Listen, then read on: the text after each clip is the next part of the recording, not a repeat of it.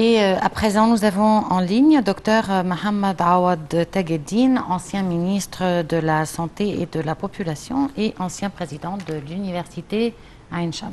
Sabah al-Khir, Dr Mohamed. Bonjour, Dr Mohamed. Dr Mohamed, حضرتك سامعني؟ Dr Mohamed, est-ce que vous m'écoutez? أهلا فندم. Oui, vous êtes le bienvenu. Docteur Mohamed, aujourd'hui, à l'occasion de la fête de la science, l'Égypte célèbre pour les savants égyptiens. On veut savoir de vous la situation et la position de l'Égypte au milieu de la recherche scientifique.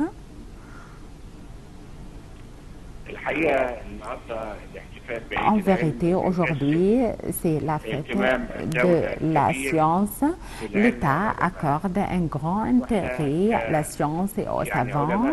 Nous sommes les savants en Égypte. Nous sommes très satisfaits à cette estimation et à cette bien appréciation.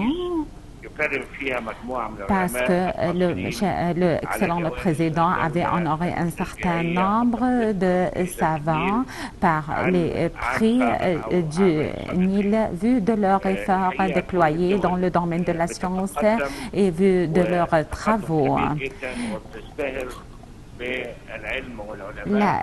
Le pays accorde un grand intérêt à la science et aux savants et excellent, Monsieur le Président, également honore les savants, et ce qui satisfait beaucoup tous les savants et les chercheurs dans les divers domaines scientifiques. C'est une grande joie aujourd'hui. Et la science, nous savons tout le monde que cela contribue à la stabilité du pays. Comme nous avons vu aujourd'hui, le ministre de l'Enseignement supérieur avait étalé les résultats réalisés par l'Égypte, soit dans la recherche scientifique ou dans le développement de la science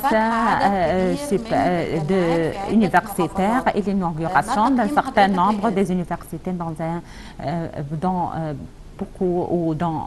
certain nombre de gouvernorats. Quelle est votre estimation?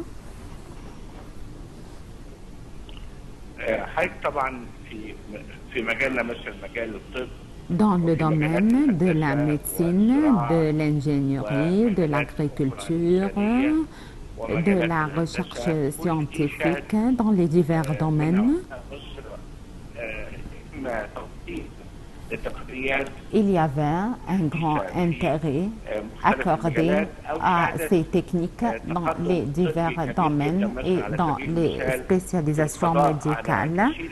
Par exemple, lutter contre un certain nombre de maladies qui peuvent affecter sur la santé de l'Égyptien. On avait déployé beaucoup d'efforts afin d'adopter de pas bien progresser. Dans ces domaines, il y avait beaucoup de médecins qui déployaient et beaucoup de savants qui déployaient dans le domaine de l'ingénierie, de l'agriculture, etc.